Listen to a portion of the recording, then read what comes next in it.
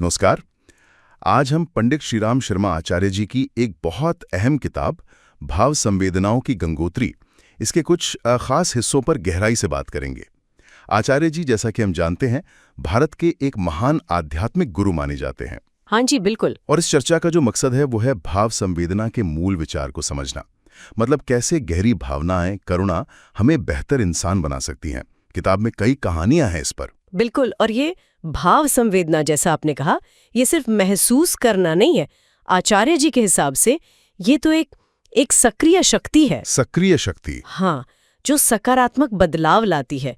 हम यही समझने की कोशिश करेंगे कि ये विचार आज के समय में क्यों इतना जरूरी है, क्यों इसकी आज इतनी जरूरत महसूस होती है। तो शुरुआत करते हैं व्यास ऋषि की कहानी से। किताब में जिक्र है कि वो मानवता की जो स्थिति थी, मतलब अहंकार, अविश्वास, टूटते परिवार, बुद्धि का दुरुपयोग, ये सब देखकर बहुत दुखी थे, परेशान थे।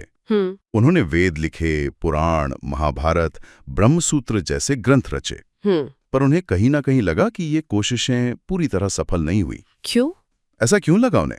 शायद इसलिए कि ये सब बुद्धि को तो छूते थे, दिमाग को तो समझाते थे, पर शायद दिल को, भावनाओं को, जिसे किताब भाव कहती है, उसे उतना नहीं जगा पाए। अच्छा, हाँ, ये एक बहुत महत्वपूर्ण बात है। और यहीं पर फिर नारद ऋषि की सलाह आती है ना? हाँ, बिल्कुल। किताब के अनुसार समाधान है भाव संवेदना का जागरण, यानी हमारी आत्मा की जो सहज प्रकृति है, निस्वार्थ होना, सक्रिय रहना, ऊंचे भाव रखना, उसको जगाना। यही वो शक्ति है जो अहंकार को, मतलब ईगो को काबू कर सकती है और हमारे मन और बुद्धि को अच्छे कामों की तरफ मोड़ सकती है। सही। हाँ, पर यह सावधानी भी जरूरी है कि इन भावनाओं को विवेक के साथ, मतलब समझदारी से सही दिशा दी जाए। ऐसा नहीं कि भावनाएं कहीं भी बह जाएं। सही कहा। और इस सिद्धांत का एक बहुत ही जबरदस्त उदाहरण सम्राट अशोक के जीवन में देखने को मिलता है। हाँ, कलिंग युद्ध के बाद वाला। हाँ, बिल्कुल। कलिंग युद्ध की जो भयावहता थी, उसे देखने के बाद उनका वो चंड अशोक से महान अशोक बनने का सफर, खासकर वो एक बूढ़े बंदी के शब्द। हाँ, याद है, जिन्होंने सच्ची वीरता और क्रूरता का फर्क समझाया था। बिल्कुल। और फिर आचार्य उपगुप्त का मार्गदर्शन मिला उन्हें। उन्होंने आत्मचिंतन पर जोर दिया, अच्छे लोगों के साथ, मतलब सत्संग पर, और करुणा भरे कर्मों पर, जैसे अपनी निजी शानो शौकत छोड़ना, सेवा में जुटना, ये सब। हाँ, वही सब। इन सब से उनके अंदर की जो दिव्यता थी, जो भाव था, वो जाग उठा। ये बिल्कुल सही बात है। और देखिए, भाव संवेदना निष्क्रिय नहीं होती, ये कर्म करने को प्रेरित करती है, इसमें सक्रियता है।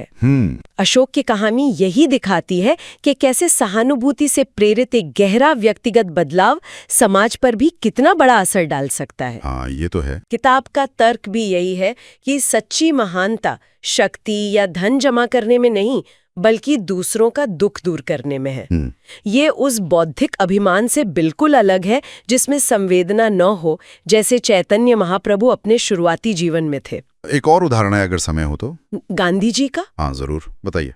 वो जब उन्होंने उस फटे हाल महिला को देखा था, जिसके पास कपड़े बदलने के लिए भी दूसरा वस्त्र नहीं था, कैसे वो देखकर उनके मन में गहरी सहानुभूति जागी और उन्होंने खुद के कपड़े बदलने का, मतलब कम करने का फैसला किया। ये सब कपड़े बदलना नहीं था? नहीं, बिल्कुल नहीं। ये उनके अंदर की गहरी सहानुभूति और उनकी प्राथमिकताओं के बदलाव का प्रतीक था। सही। और ये दिखाता है कि ये आंतरिक बदलाव किसी भी व्यक्ति में आ सकता है, चाहे उसकी सामाजिक स्थिति कुछ भी हो। हाँ, बार बार यही बात सामने आ रही है कि भाव संवेदना जो है वो क्रूरता, उदासीनता और जो समाज में गिरावट दिखती है उसका इलाज है।